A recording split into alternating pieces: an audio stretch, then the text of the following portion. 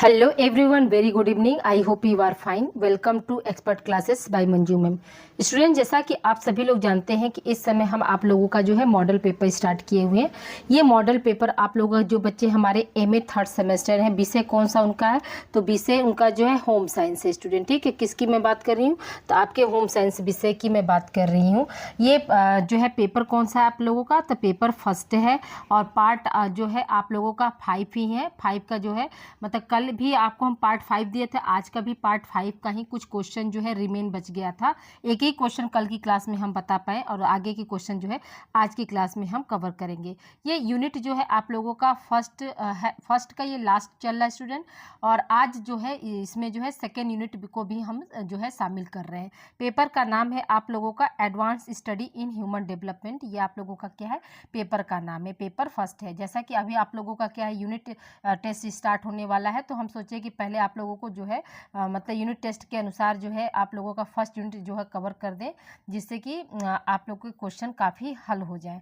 तो कल हम आप लोगों को पहला क्वेश्चन जो है कंप्लीट कर दिए थे। आज आप लोगों का जो है ये दूसरा क्वेश्चन हम आप लोगों का आज से स्टार्ट करेंगे। ठीक है, तो आइए स्टूडेंट हम देखते हैं। आप लोगों का दूसरा क्वेश्चन है कि एकाकी जनकता से आप क्या समझते हैं। ठीक है, एकाकी जनकता से आप क्या समझते हैं, प्रश्न आपका ये है। एकाकी जनकता से आप क्या समझते थे? देखिए, ऐसे अनेक परिवार देखे जाते हैं जिनमें बच्चों की देखभाल तथा पालन पोषण हेतु केवल एक ही अभिभावक होता है।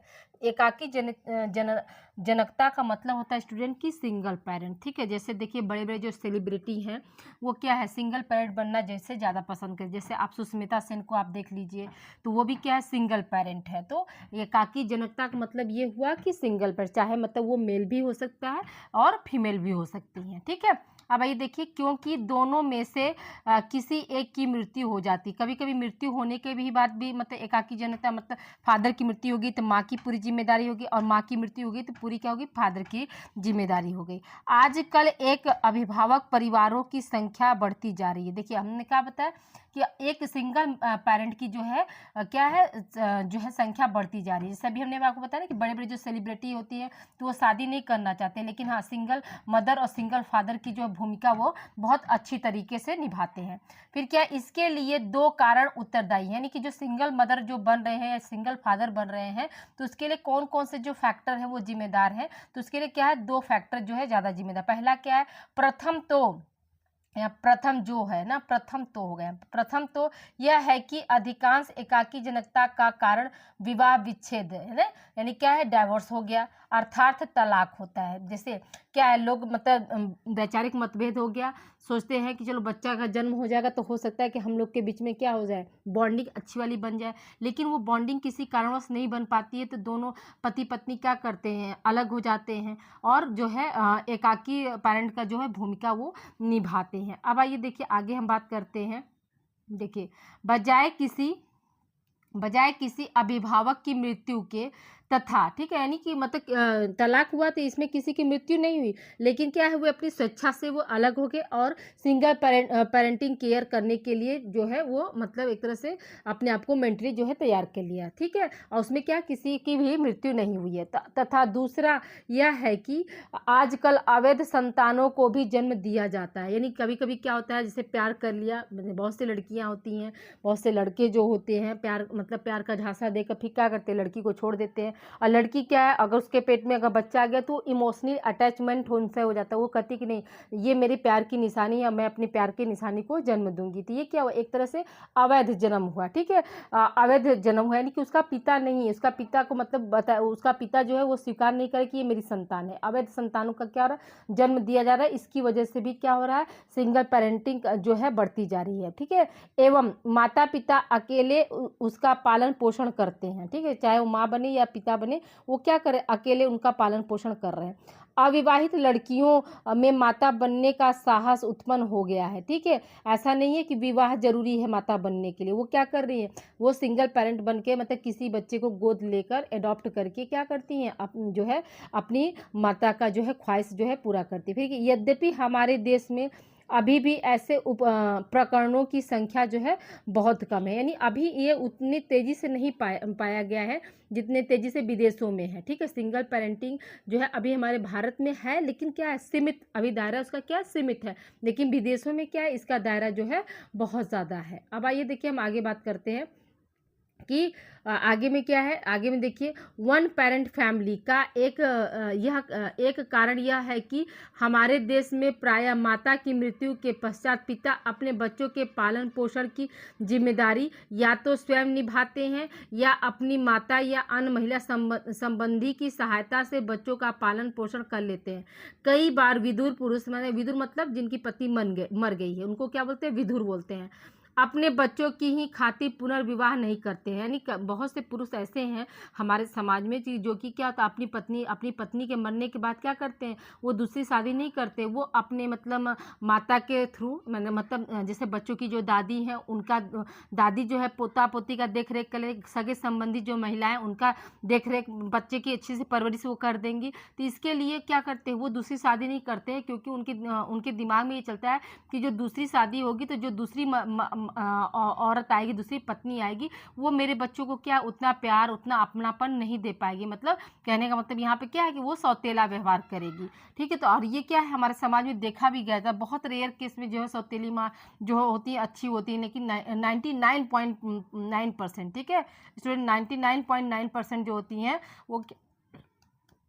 वो मतलब सौतेला व्यवहार ही करती हैं। इसलिए क्या है, जो मतलब जिनकी पत्नी मर जाती हैं वो पुरुष क्या करते हैं, अपनी जो है शादी नहीं करते हैं। ठीक है, फिर क्या है, आगे देखिए बात करते हैं, या तो यह पुरुष अपनी नौकरी या व्यवसाय के साथ साथ अपने बच्चों की देखभाल का उत्तरदायित्व भी पूरी तरह से क्या करते हैं, निभाने की कोशिश करते हैं। यानी कहने का मतलब यहाँ पे क्या है कि अगर पत्नी मर गई तो वो पति जो है, पति या पिता जो है वो क्या कर रहा है, अपने नौकरी और व्यवसाय के साथ साथ क्या करता है, अपने बच्चों की अच्छी सी परवरिश, अच्छी सी देखभाल जो है करने का जो है उत्तरदायित्व वो पूरा करता है। ठीक है, आई होप यहाँ पर एकाकी जो है जनकता का मतलब आप लोग समझ गए होंगे। एकाकी जनकता का मतलब यही होता है कि सिंगल पेरेंटिंग जो होती है वो किसी भी रूप में हो सकती है। जैसे तलाकशुदा पति पत्नी भी क्या है, सिंगल पेरेंटिंग कर सकते हैं। अविवाहित जो है बच्चे को जिसने जन्म दे दिया वो भी सिंगल पेरेंटिंग कर सकती है।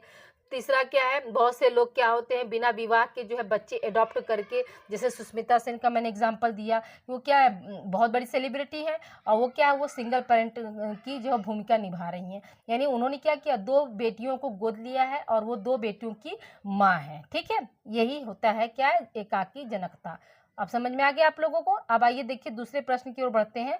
हमारा दूसरा प्रश्न क्या है, वैवाहिक समायोजन की कठिनाइयों के बारे में बताइए। ठीक है, यानी वैवाहिक समायोजन में, वैवाहिक एडजस्टमेंट में कौन कौन सी कठिनाइयाँ आती हैं उसके बारे में हमको क्या करना, सविस्तार लिखना है या सविस्तार इसको समझना है। ठीक है, ये सबसे बड़ा अहम मुद्दा है। जैसे देखिए अब क्या है, नौकरी पाना आसान हो गया है। ठीक है बच्चा, मैं तो मानती हूँ कि नौकरी पाना आसान है, लेकिन अच्छा जीवन पाना अच्छा जीवन साथी पाना इतना आसान काम नहीं है। आप अभी देखे होंगे हाल ही में अभी एक मर्डर हुआ है जो कि हनीमून पर ले गए और अपने पति को क्या किया, मार दिया है ना। तो अच्छा लाइफ पार्टनर पाना क्या ये नौकरी से भी ज़्यादा जोखिम कार्य बन गया है आज के जो है परिवेश में। अब देखिए यहाँ पे क्या है कि वैवाहिक समायोजन में कौन कौन सी कठिनाइयाँ आती हैं उनके बारे में हम बात करते हैं। तो देखिए संसार में समस्त लोगों के लिए, चाहे वह आदिम हो या सभ्य वैवाहिक समायोजन सर्वाधिक कठिन समायोजन होता है। यानी आदिम यानी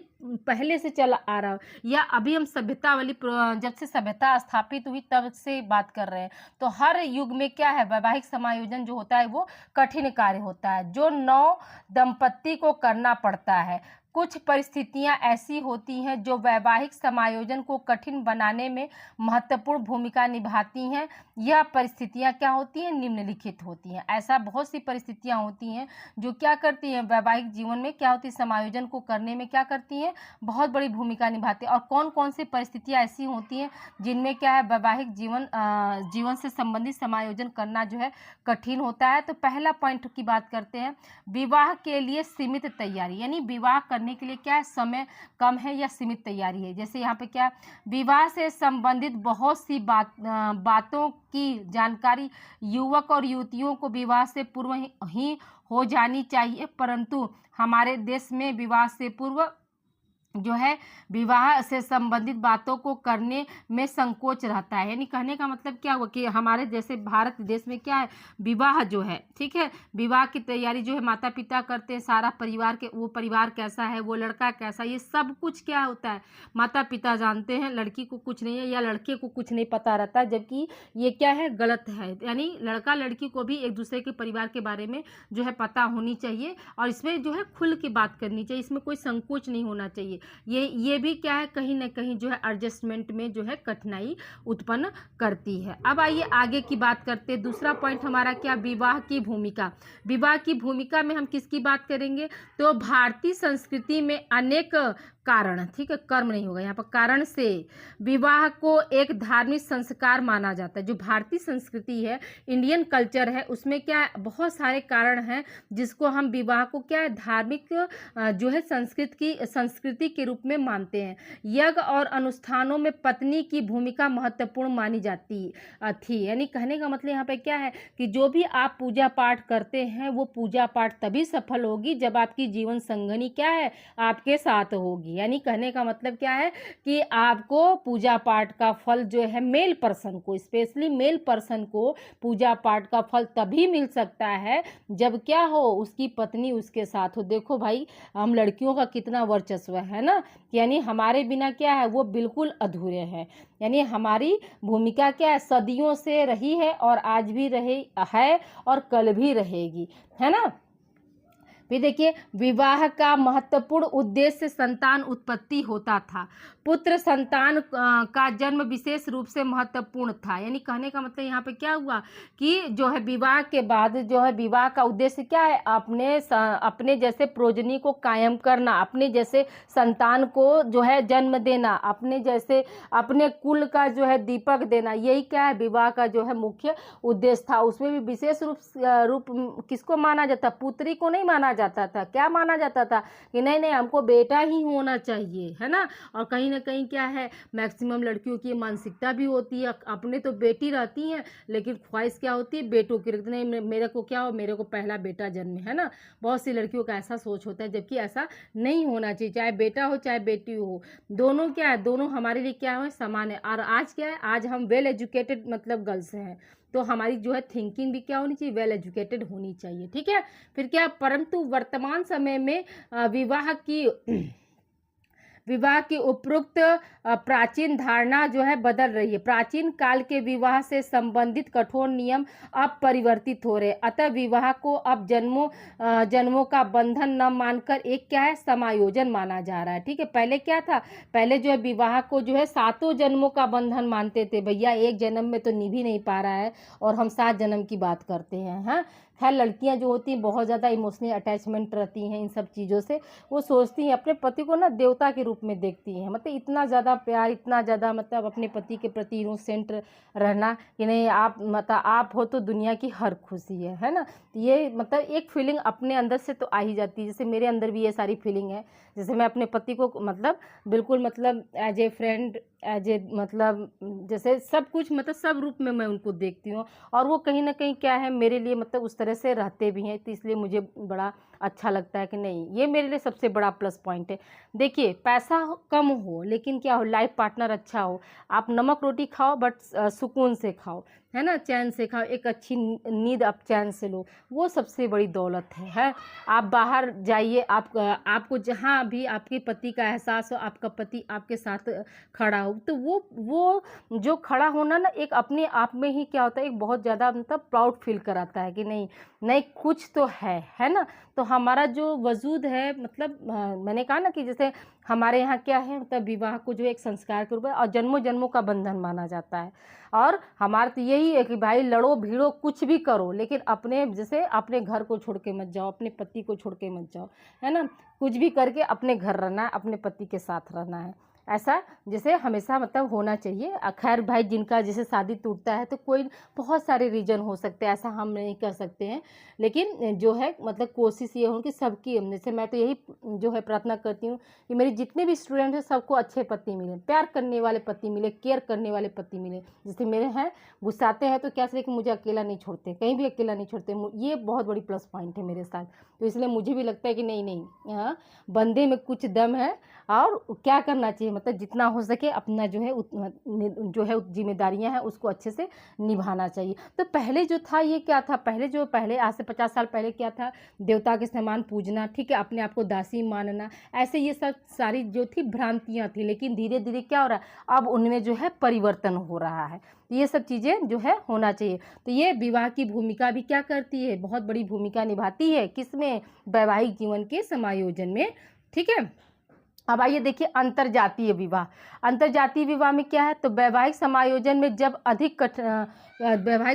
जब अधिक कठिन हो जाता है तब विवाह दो भिन्न भिन्न धर्म और संप्रदायों के लोगों में होता है। प्रत्येक घर परिवार के अपने रीति रिवाज होते हैं, धार्मिक मान्यताएं होती हैं, रूढ़ियां आदि होती हैं, जिनके साथ समायोजन हो पाना संभव नहीं तो कठिन अवश्य ही होता है। इसके विपरीत एक ही जाति में जो है विवाह होगा तो उसमें तरह तरह के नियम कानून हो जाएंगे। और क्या अंतरजातीय विवाह से एक फायदा ये होता है कि जो है कि पहली तो बात है कि जातिवाद खत्म होता है, सबसे प्लस पॉइंट ये होता है, ठीक है। और अपने मनपसंद जो है वर चुनने का और वधु चुनने का जो है मौका मिलता है। हम क्या है धर्म जाति भेदभाव को इसको जो है मिटाने की कोशिश कर रहे हैं। अब अपर वाले भी लोअर में आ रहे हैं, लोअर वाले भी क्या हो रहे हैं, अपर में जा रहे हैं। इससे क्या हुआ, जिससे जो भी पुरानी जो भ्रांतियां हैं, जो रीति रिवाज है, वो धीरे धीरे क्या हो रही हैं, खत्म हो रही हैं, ठीक है। फिर क्या है इसमें क्या है, हाँ अब आगे देखिए यहाँ पर क्या, धर्म को मानने वाले दो दंपतियों को वैवाहिक समायोजन में उतनी कठिनाई नहीं आती है। तो जैसे जो दो धर्म को मानने वाले हो जाएंगे तो वो दोनों क्या करेंगे, एक दूसरे के धर्म को स्वीकार करेंगे, एक दूसरे के धर्म को जो है मतलब तवज्जो देंगे, सम्मान करेंगे। तो इससे क्या होगा, उनके जीवन में कोई कठिनाई नहीं आएगी कि नहीं नहीं तुम्हारा धर्म बड़ा और मेरा धर्म छोटा, ऐसा कुछ नहीं होगा। अब आइए देखिए अगला पॉइंट हमारा क्या है, विवाह जल्दी होना, ठीक है। विवाह क्या है, विवाह का जो है जल्दी होना, ये बहुत बड़ा जो है पॉइंट होता है। तो देखिए विवाह जल्दी होने में क्या है, शिक्षा समाप्त कर आर्थिक रूप से आत्मनिर्भर होते ही नव प्रौढ़ का विवाह कर दिया जाता है। आर्थिक रूप से आत्मनिर्भर होकर स्वतंत्र जीवन का आनंद लेने से वंचित रह जाते हैं। फलस्वरूप वह क्रोधी एवं जिद्दी स्वभाव वाले बनने लगते हैं। उनका यह व्यवहार उनके अच्छे वैवाहिक समायोजन को जो है कठिन बना देता है। देखिए यहाँ पर कहने का मतलब क्या है कि विवाह जल्दी होना, यानी कि जब शिक्षा समाप्त कर लिया और आर्थिक रूप से आत्मनिर्भर हो गए तब क्या होता है, तब जो है शादी जो है जल्दी कर दी जाती है। और आर्थिक रूप से आत्मनिर्भर होकर जैसे आप क्या है स्वतंत्रता का जो आनंद नहीं ले पाते और इसके फलस्वरूप क्या होता है, आप क्रोधी और जिद्दी हो जाते। जैसे बहुत से लड़के लड़कियां जैसे शादी नहीं करना चाहते हैं, अभी बैचलर वाली जिंदगी जीना चाहते हैं, अभी जैसे सेल्फ डिपेंड हो तो सोचते हैं कि 2-4 साल हम अपने मर्जी का जिंदगी जी लें, अपने मर्जी का कपड़े पहन लें, अपने मर्जी के जहाँ भी हमको घूमना फिरना है खूब घूम फिर लें, इंजॉय कर ले लाइफ को। लेकिन पेरेंट्स का क्या हुआ, नहीं दबाव, नहीं ब्याह करा, है ना, शादी करो। तो इससे क्या होता है, वो बच्चे शादी तो कर लेते हैं लेकिन कहीं ना कहीं क्या है, जिद्दी प्रवृत्ति के हो जाते हैं क्योंकि उनको वो फ्रीडम जो है नहीं मिल पाती है। अब आइए आगे हम बात करते हैं। 5वां क्या है, विवाह संबंधित रूमानी धारणा। विवाह संबंधित क्या है, रूमानी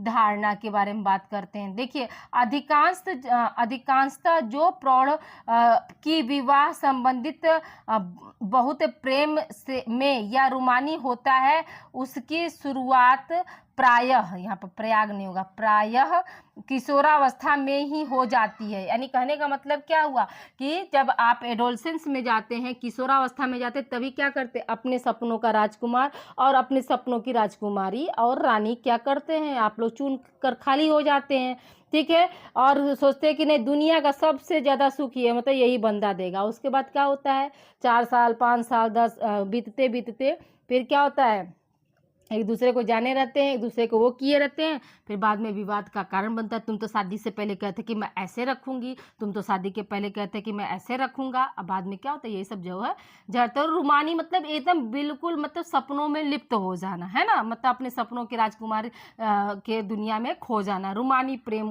करना। तो ये सब क्या होता है, सब आपकी किशोरावस्था से ही आता है। लेकिन जब प्रौढ़ावस्था में मान लीजिए आप 10 साल 20 साल किसी रिश्ते को समय दे दिए, तो एक दूसरे को क्या किए, बहुत अच्छे से मतलब समझ लिए। अब क्या है, आप देखिए जो है अब इस समय क्या हो रहा है, प्रेम विवाह हो रहा है, लेकिन प्रेम विवाह को भी क्या कर रहे हैं, अरेंज मैरिज में जो है कन्वर्ट किया जा रहा है। यानी लड़का लड़की पसंद कर लिए, तो अब गार्जियन भी क्या कर रहे हैं, मतलब शादी कर रहे हैं। अब ऐसा नहीं हो रहा कि लड़का लड़की को भगा ले गया या लड़की लड़के के साथ भाग गया, ऐसा कुछ नहीं सुनने को मिल रहा है। ठीक है, अब आइए देखिए, लड़कियों की धारणा अपने पति के बारे में ऐसी होती है कि वह सपनों का राजकुमार होगा ना, जैसे मैंने बताया ना, सपनों का राजकुमार, जबकि ऐसा होता नहीं है। हाँ, फिर क्या है, जो उसे बहुत प्यार करेगा, उसकी चाहत में चांद तारे तोड़ लाएगा। एक अमरूद तो तोड़ कर लाकर दे नहीं सकता, चांद तारे क्या तोड़ेगा। ठीक है, एक प्यारा सा घर होगा जहां उन दोनों के बीच तीसरा कोई नहीं होगा, बस प्यार ही प्यार होगा आदि। ये सब क्या, सब आपका क्या है, रूमानी धारणा होता है। ये क्या होता है, ये किशोरावस्था में जो होती है, एक लड़की हमेशा ये सपने देखती है कि मेरे सपनों का राजकुमार होगा, जो मुझे बहुत प्यार करेगा, जो मेरे चांद तारे तोड़ लाएगा, यानी ख्याली पुलाव की तरह, जबकि वास्तविकता से दूर दूर तक इसका क्या होता है, वास्ता नहीं होता है। क्योंकि आप जितना प्यार करेंगे उतना ही प्यार क्या है, सामने वाला भी आपको देगा। ठीक है, क्योंकि ताली क्या होती है, दोनों हाथ से बजती है। अब ऐसा नहीं है कि लड़का सिर्फ आप पर जान छिड़केगा, लड़की हट हट करेगी, तो फिर क्या होगा, लड़का भी कभी नेचर बदलेगा ना, तो वही चीज़ है। ठीक है, अब आइए देखिए दूसरा नेक्स्ट पॉइंट क्या है कि पहचान की कमी। ठीक है, पहचान की कमी। तो विवाह के बाद स्त्री एवं पुरुष दोनों की क्या होती है, पहचान कुछ बदल सी जाती है। अब इसका मतलब आप समझिएगा, जैसे कहने का मतलब क्या है कि जैसे विवाह के पहले मान लीजिए कोई मान ली लड़की जॉब में है, टीचर में है, पढ़ा रही है लिखा रही है, तो उसको क्या पूरा दुनिया जो टीचर के नाम से जा रहा है। कोई लड़का है जो बिजनेसमैन है, वो बिजनेसमैन के तरीके से। लेकिन शादी के बाद क्या हुआ, अगर मान लीजिए एक लड़की ने बहुत संघर्ष करके अपना कोचिंग इंस्टीट्यूट खोला है, और शादी के बाद क्या हो, उसकी अपनी खुद की पहचान है, और शादी के बाद क्या हो कि नहीं भाई, तुमको ये जॉब, ये जो कोचिंग है अपना बंद करना पड़ेगा, अपना इंस्टीट्यूट छोड़ना पड़ेगा। तो अब क्या होगा, वो लड़की को गुस्सा आएगा, ससुराल वालों को कि प्यार आएगा? आप लोग बताइएगा, क्या आएगा, गुस्सा आएगा ना। क्यों, क्योंकि उसने बहुत संघर्ष करके जो है उस कोचिंग की स्थापना की, अपने पहचान को जो है हासिल किया, और एक पल में क्या किया जा रहा है कि उसके सपने को जो है तोड़ा जा रहा है। तो अब यहाँ पर भी क्या होगा, तो पहचान की कमी होगी ना, उसके पहचान को क्या किया जा रहा है, उससे छीना जा रहा है। तो ये चीज़ें तो कहीं ना कहीं तब यही सब कारण क्या होगा, उस लड़की के मन में जो है मतलब मलाल पैदा करेगा। या तो फिर उसके सामने एक ही विकल्प आ जाएगा, या तो फिर ससुराल को अपनाओ, या तो फिर कोचिंग को अपनाओ। लेकिन फिर क्या कर सकती है वो, बीच में दोनों को सामंजस्य बना कर कि नहीं नहीं, मैं अपना दोनों, आपकी जो मैं बहू की जिम्मेदारी है, पत्नी की जिम्मेदारी, मैं उसको भी अच्छे से निभाऊंगी, और प्लस जो मैं अपने बच्चों को जो ज्ञान दे रही हूँ, कम से कम वो अधिकार तो मेरे से मत छीनो। जैसे मेरा अपना मानना होता है कि जब मैं कॉलेज में रहती हूँ, तो मैं यही सोचती हूँ कि मेरा यही गोल्डन टाइम से, यही गोल्डन पीरियड से, जैसे मैं बच्चों के बीच में रहती हूँ ना, तो मुझे बहुत अच्छा लगता है। मुझे ऐसा लगता है कि नहीं, इतने लोग मुझे सुनने वाले हैं। जैसे ये क्लास ही मैं पढ़ा रही हूँ, तो मुझे ऐसा लगता है, मुझे अंदर से ये फील आती है, ये फीलिंग्स आती है कि नहीं, मैंने अपने बच्चों के लिए इतना काम कर दिया, अब मेरे बच्चे क्या होंगे, आराम से सुकून से कहीं भी घर के किसी भी कोने में बैठकर अपनी पढ़ाई करेंगे और अच्छे नंबर से पास होंगे। मेरा ही बस यही एक मतलब लक्ष्य है, और यही क्या होता है, यही मेरा एक गोल्डन टाइम होता है, जो कि मैं अपने बच्चों के साथ, जैसे अब यूट्यूब पर क्या ये आपके साथ मैं समय बिता रही हूँ, और ऑफलाइन में क्या होता है कॉलेज में जो भी, तो वही मेरा क्या होता है गोल्डन पीरियड होता है। ठीक है, आइए अब देखते हैं क्या है। यदि कोई पुरुष यह होगा, यदि कोई पुरुष यह महसूस करता है कि उसके मित्र, सहयोगी, परिवार वाले उसे किसी का पति समझते हैं, या एक स्त्री यह महसूस करती है, यह होगा ना, यह महसूस करती है कि समाज उसे केवल एक गृहिणी समझती है, चाहे यहाँ पर वह एक सफल कामकाजी महिला है, तो ऐसी स्थिति में पति पत्नी दोनों ही अपनी पूर्वक मतलब पूर्व की, पहले की पहचान को खोज जाने पर प्रसन्नता प्रकट करते हैं।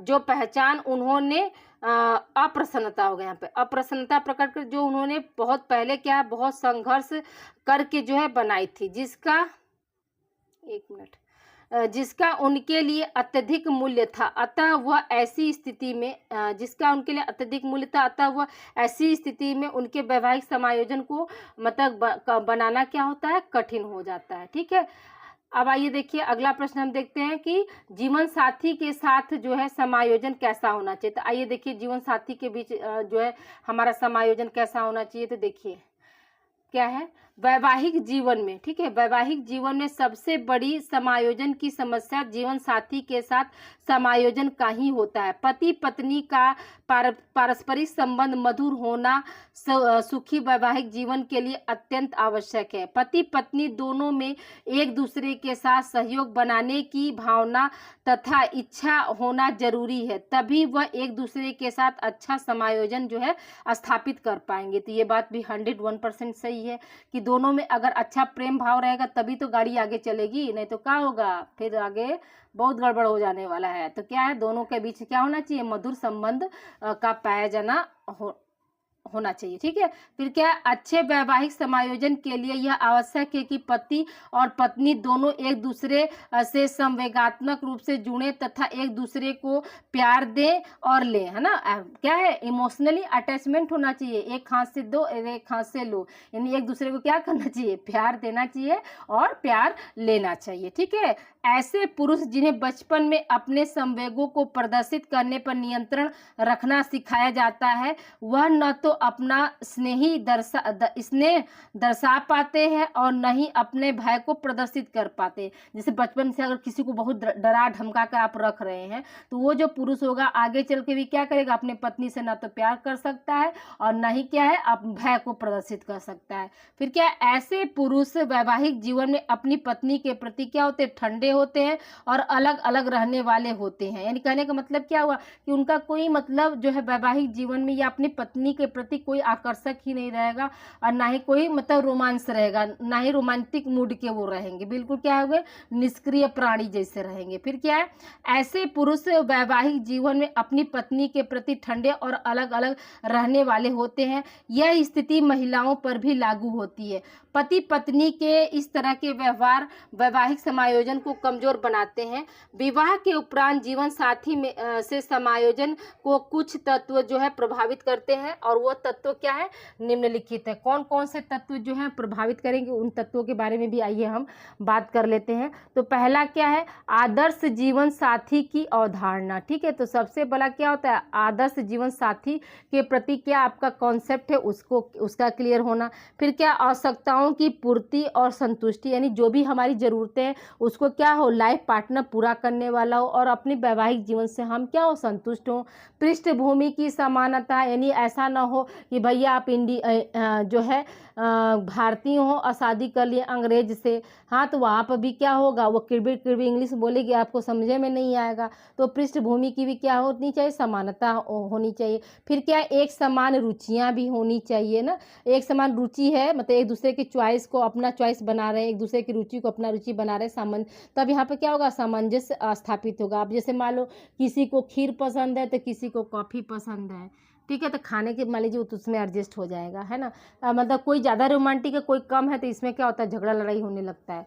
फिर क्या है, एक समान रुचियों का पाया जाना। फिर क्या, मूल्यों में समानता, यानी वैल्यू जो है मतलब एक दूसरे का जो है सम्मान करना चाहिए।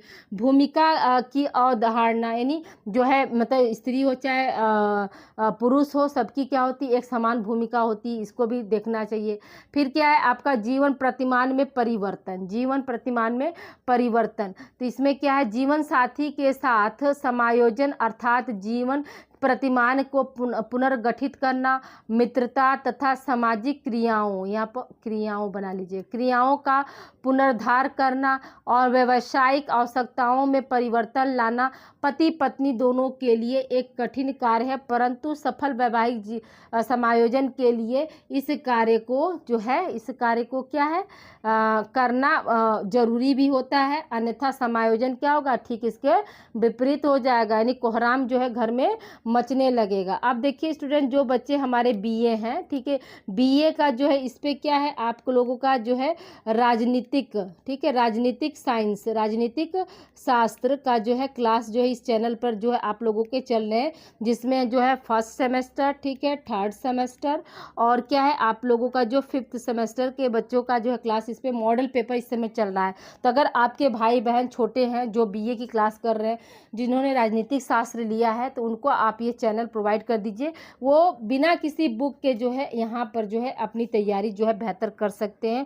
और मिड टर्म की परीक्षा प्लस आपका एनुअल एग्जाम, मतलब एनुअल एग्जाम मतलब फाइनल एग्जाम जो है वो अच्छे से दे सकते हैं स्टूडेंट, ठीक है। तो आज की क्लास यहीं तक स्टूडेंट। आप लोगों को क्लास कैसी लगी तो प्लीज़ आप लोग कमेंट करके ज़रूर बताइएगा, और वीडियो को शेयर करना, लाइक करना ना भूले स्टूडेंट, ठीक है। बहुत मेहनत लगती है स्टूडेंट वीडियो बनाने में, लेकिन हम मेहनत करने से पीछे नहीं हटते हैं, लेकिन आप लोग क्या है एक लाइक और एक शेयर करने से पीछे हटते हैं, जो कि ये बहुत गलत बात है। जिस तरह से मैं एनर्जी दे रही हूँ स्टूडेंट, तो उसके बदले में आपसे क्या मांग रही हूँ, सिर्फ एक लाइक और शेयर ही ना मांग रही हूँ, तो उसको तो मेरे बच्चे लोग थोड़ा आप लोग कर दिया करिए, प्लीज़ सपोर्ट किया कीजिए। ओके स्टूडेंट, तो मिलते हैं हम अगली क्लास में। थैंक यू फॉर वाचिंग, अपना ध्यान रखिएगा और तब तक मन से और शिद्दत से आप लोग पढ़ाई कीजिए। ओके, मिलते हैं हम अगली क्लास में। Thank you.